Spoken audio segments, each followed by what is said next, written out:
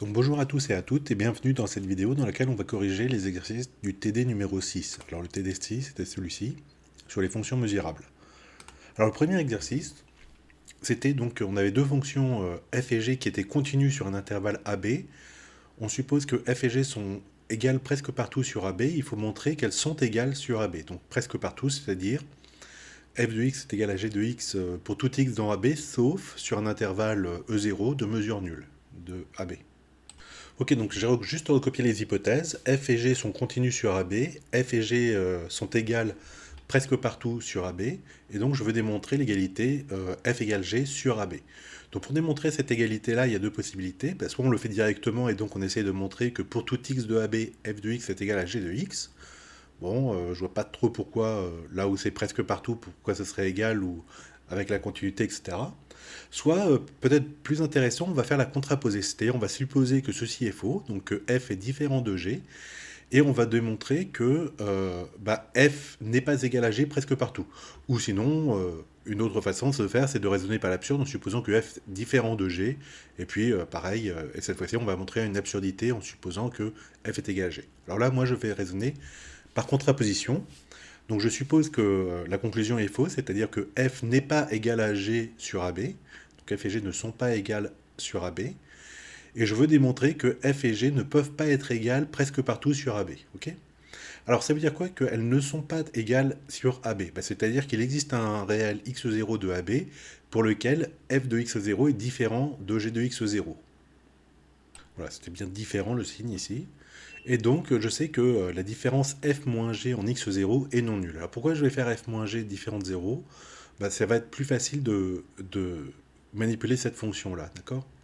Alors, puisque les fonctions f et g sont continues, justement, cette fonction f moins g l'est aussi. Et ça veut dire quoi? Alors, comme c'est différent de 0, ça veut dire c'est appartient à l'image réciproque pardon, de r étoile par f moins g, d'accord? Donc ainsi, l'image réciproque de r étoile par f moins g, c'est un ouvert de AB, puisque R étoile c'est un ouvert, hein, c'est moins l'infini, 0, union 0 plus l'infini, donc vous voyez bien que c'est l'union de deux ouverts, donc c'est un ouvert. F moins G est continu, donc l'image réciproque de R étoile par F moins G est un ouvert du départ. Ok. Et donc on sait qu'il contient ce point x0, puisque x0 différent de 0, donc la valeur de f moins g de x0, elle appartient à ce R étoile. D'accord. Ce n'est pas 0, et pile, c'est le seul élément qui manque. Ok, donc puisqu'on sait que f-g de x0 est non nul, alors ça veut dire que x0 appartient donc à cette image réciproque-là. Je vous rappelle que ceci est la notation de image réciproque par f-g de R étoile, qui est un ouvert. Alors qu'est-ce que ça me dit quand j'ai un point dans un ouvert? C'est-à-dire qu'il existe, alors un ouvert ici de R, il existe un intervalle ouvert, donc x0 moins epsilon, x0 plus epsilon, qui est contenu dans l'ouvert. Okay, dans un ouvert, si jamais je prends un point, je peux y caser une boule de centre ce point-là et de rayon epsilon strictement positif. Voilà, et une boule de R, c'est un intervalle ouvert comme ça. Une boule ouverte. Ok, donc ça me fait que ce petit intervalle-là est inclus dans f-g moins 1, donc de R étoile. Ça veut dire que sur ces segments-là, en fait, la fonction f-g ne s'annule pas, puisque ce segment, il est inclus dans cet intervalle-là, c'est-à-dire les valeurs pour lesquelles f-g de tous ces trucs-là est dans R étoile, d'accord? Donc ça ne s'annule pas. Donc c'est-à-dire que les fonctions f et g sont différentes au moins sur cet intervalle-là, ok? Or, cet intervalle-là, il a une mesure égale à 2 epsilon, où epsilon c'est un positif, et donc on en déduit que f et g ne sont pas égales presque partout sur AB, puisque sinon elles seraient égales presque partout, sauf sur un intervalle de mesure nulle, et ici, l'intervalle ici, il est de mesure 2 epsilon, ce qui n'est pas 0. Okay, voilà, juste un point, hein, c'est bien il existe un epsilon, il est fixé par la théorie, le sujet. C'est pas moi qui l'ai choisi, donc je peux pas faire un truc du style je fais tendre epsilon vers 0, puisque c'est il existe une boule de rayon epsilon, d'accord, et ça c'est coincé dedans, et donc c'est fini, on ne peut pas avoir un intervalle, un ensemble de mesures nulles, sur lesquelles f et g sont différentes. Donc voilà pour ce premier exercice. Ah non, c'était pas tout d'ailleurs. Il y avait une autre question, c'était tac, tac, tac, tac, je reviens au sujet. Ah oui, ce résultat était toujours valable si au lieu de supposer les deux fonctions continues, on les suppose seulement mesurables. Alors non, ça ne devient pas... ce n'est plus vrai. C'est-à-dire que si f et g sont seulement deux fonctions continues sur l'intervalle AB, et que f et g sont égales presque partout sur AB, alors f et g ne sont pas forcément égales sur AB. Pour le voir, il suffit de prendre un contre-exemple. Hein. Alors je rappelle simplement que continu ça implique mesurable. Donc nous on a vu qu'avec les fonctions continues ça marchait, oui. Mais avec les fonctions mesurables il y en a beaucoup plus, d'accord. Et pour celles qui sont mesurables non continues, ça peut ne pas marcher. Donc on peut considérer la fonction f qui est nulle sur AB, bon elle est continue, elle est tout ce que vous voulez, mesurable. Hein. Et la fonction g qui va être donc nulle sur AB sauf un nombre fini de points, ou un nombre dénombrable de points. Donc par exemple je peux dire qu'elle est nulle sur AB sauf en A et en B, auquel cas elle vaut 15 et racine de 3, ok. Ou dénombrable, c'est-à-dire que je dis sur AB inter les irrationnels elle est nulle, et AB inter rationnel elle vaut par exemple 17 ou n'importe quoi, ok. Voilà. Donc la fonction f, elle est clairement mesurable, d'accord, puisque elle est continue, ok. La fonction g, puisqu'elle est égale à la fonction f, sauf sur un ensemble de mesures nulles, elle est aussi mesurable, ok. Voilà.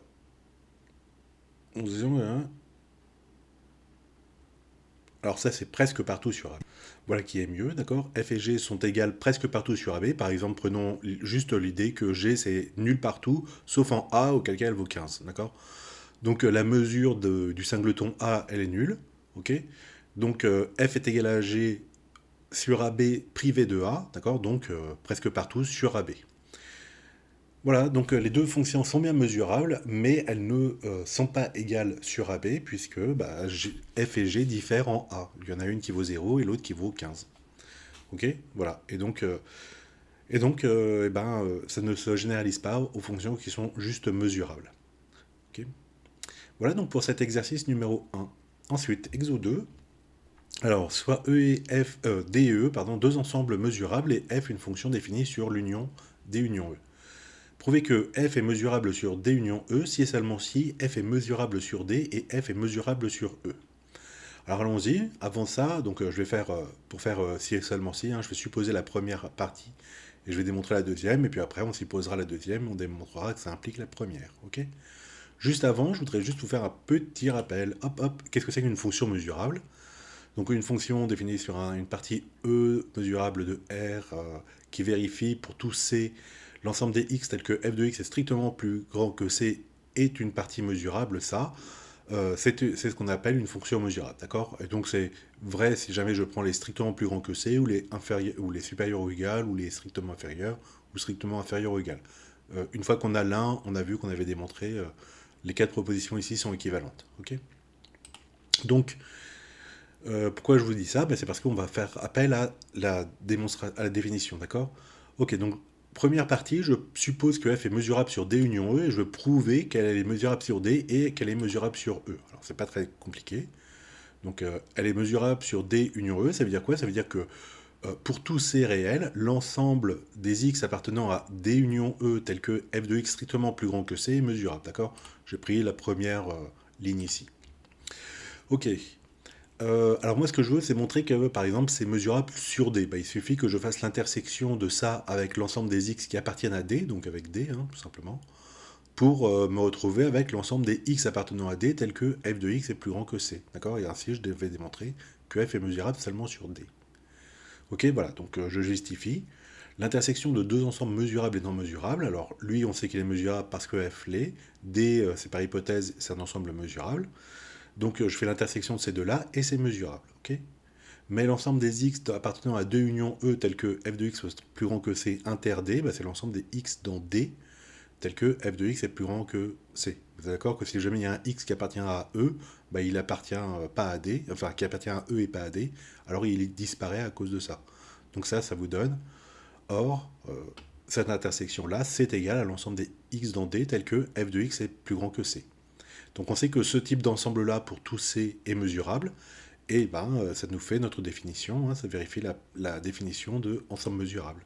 Donc f est mesurable sur D, Et puis après, on raisonne exactement pareil pour E, c'est-à-dire qu'au lieu de faire l'interaction avec D, je fais l'interaction avec E.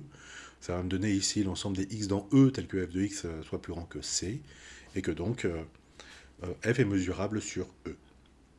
Ok, maintenant la réciproque. Donc je vais supposer que f est mesurable sur D et sur E, et puis je vais démontrer qu'elle est mesurable sur D union E. Voilà, c'est mieux comme ça. Alors, donc, elle est mesurable sur D et elle est mesurable sur E. Ça veut dire quoi? Ça veut dire que pour tout réel C, les ensembles, donc l'ensemble des x tels que f de x soit strictement plus grand que C et l'ensemble des x de E tels que f de x soit strictement plus grand que C, sont deux ensembles mesurables, d'accord? Ça, je dis qu'elle est mesurable sur D, là, je dis qu'elle est mesurable sur E avec le même C, ok? Bien sûr, les x ne sont pas les mêmes, hein, mais ça, c'est le texte qu'il a choisi, quoi, c'est l'ensemble. Ok. Maintenant, il suffit juste de faire l'union de ces deux intervalles-là, de ces deux ensembles, pardon, là. Donc, qu'est-ce que je vais dire? Je vais dire que l'union de deux ensembles mesurables est mesurable, d'accord? Donc, l'union de deux ensembles mesurables est encore mesurable. Donc, l'union de ces deux-là est mesurable. L'union de ces deux-là, c'est l'ensemble des x qui appartiennent à D ou à E, tel que f de x soit strictement plus grand que C. Ok? Et voilà, et on a terminé. Donc, c'est parce que ça, c'est la définition de f est mesurable sur D union E. Alors maintenant, donc je reviens sur le sujet parce que il y avait toujours un petit truc. Tac, tac, tac, voilà. Le résultat est toujours valable si on remplace mesurable par continu. Donc si jamais je suppose que f est continu sur D union E, si et seulement si f est continu sur D et f est continu sur E. Alors non, ça devient faux, d'accord? Si vous êtes continu sur D union E, alors forcément vous êtes continu sur D et continu sur E, ça d'accord, mais l'inverse, la remontée n'est pas vraie. Il suffit de prendre donc D et E, deux ensembles qui sont très proches l'un de l'autre. Donc D, par exemple, il va être ouvert et il va contenir 1, et E, il va être fermé, il va contenir 1, d'accord? Et de prendre F qui va prendre deux valeurs, une sur D qui va être par exemple 0, une sur E, ça va être 1, d'accord? Comme ça, vous avez un point de discontinuité lorsque vous faites D union E, ok? Voilà, et ben c'est ce qu'on va faire. Donc F n'est pas nécessairement continu sur l'union de D et de E. En effet, si jamais f est nul donc sur 0, 1 ouvert en 1 et f vaut 1 sur 1, 2, d'accord, fermé en 1 cette fois-ci, donc vous voyez que f est bien continu sur D puisqu'elle est constante, elle vaut 0, f est bien continue sur E puisqu'elle est constante, elle vaut 1, mais sur l'union des deux, elle n'est pas continue, d'accord? La fonction f est continue sur D, sur E, mais pas sur D union E. Évidemment, en 1, la limite à gauche et la limite à droite sont différentes, d'accord? À gauche, ça vaut 0, à droite, ça vaut 1. Donc elle n'est pas continue, et voilà, d'accord? Bon, exercice numéro 3. Alors, soit f est une fonction définie sur un ensemble mesurable E, et on suppose que f est continue, sauf en un nombre fini de points de E. Donc la fonction f est-elle nécessairement mesurable sur E? Alors allons-y, hein, on recommence. Si elle est continue, ça veut dire qu'elle est mesurable, d'accord? Donc le fait d'être continue sauf un nombre fini de points de E, ça veut dire qu'elle est mesurable sur E sauf un nombre fini de points de E, d'accord? Donc on va dire que ces points, l'ensemble fini des points pour lesquels elle n'est pas continue, donc de discontinuité, c'est x0, xn par exemple, je vais l'appeler E0. Et donc je sais que f est mesurable sur E privé de E0. Mais E privé de E0, c'est quoi? C'est E moins E0, donc, ouais, enfin bref, E0, pardon, c'est un ensemble de mesures nulles, c'est bien ça. D'accord? Et donc on en déduit que f est mesurable sur E. Voilà, le fait d'être mesurable presque partout sur E implique d'être mesurable sur E, puisqu'on l'avait vu, hein, quand vous prenez un ensemble mesurable comme ça et que vous lui enlevez un ensemble de mesures nulles, ça reste mesurable, d'accord? On avait vu que les ensembles négligeables permettaient une stabilité, hein, par l'union, par la différence, etc. Okay, et donc on en arrive au dernier exercice. F, une fonction définie sur un ensemble mesurable E ayant la propriété suivante: pour tout x dans E inter Q, donc un rationnel, l'ensemble des x de E tel que f de x est strictement plus grand que C est mesurable. Donc en fait, on sait que c'est mesurable, mais seulement pour les valeurs rationnelles. Alors, est-ce que f est mesurable? Donc la réponse, ça va être oui. Et alors, donc on va revenir encore une fois à la définition. Donc on va prendre un C dans R. Et alors il faut écrire cet ensemble-là avec C dans R euh, comme l'union, l'intersection, enfin de trucs comme ça, avec un... Bah alors je vais pas prendre C, je vais prendre Q dans rationnel, d'accord, dans l'ensemble des rationnels. Ok. Voilà, donc je vais considérer un réel C. Donc je sais que par densité de Q dans C, donc des rationnels dans les réels, euh, mon ensemble des x tels que f de x soit strictement plus grand que c, ça va être égal à l'union, pour tous les rationnels qui seraient strictement plus grands que c, de l'ensemble suivant, x dans e tel que f de x soit strictement plus grand que q. Alors, vous pouvez vous demander, mais pourquoi c'est vrai ce truc? Alors, ok, je prends un x qui vérifie ça, d'accord? Donc le x, il est tel que f de x, il est strictement plus grand que c. Mais entre la valeur de f de x, qui est donc la plus grande, et la valeur de c, qui est strictement plus petite, il existe un rationnel au milieu, d'accord? J'appelle q ce rationnel-là, ok? Donc le f de x qui est plus grand que q, bah, votre x, il va être dans cet intervalle ici, non, dans cet ensemble, pardon. Ok. Et donc il va être dans l'union de tout cela. Donc s'il appartient ici, il appartient bien là, d'accord? Réciproquement, je supposais que j'ai un x qui appartient à l'un de ceux-là, à cette union. Donc il appartient à au moins un élément. Donc je vais fixer un q0 tel que euh, f de x soit strictement plus grand que le q0, et le q0 il est plus grand que c, d'accord? Donc comme f de x est plus grand que q0 qui est plus grand que c, bah, f de x il est strictement plus grand que c. Ouais. Ok, donc si j'ai un ensemble, un élément d'ici, ça fait un élément d'ici. Ok. Voilà, pour l'égalité de ces deux ensembles.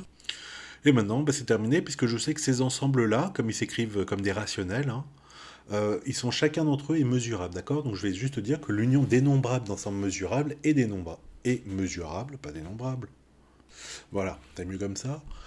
Donc chacun de ces ensembles-là est mesurable, d'accord? Avec un rationnel ici. Ok. L'union dénombrable d'ensembles mesurables est mesurable, c'est bien ça.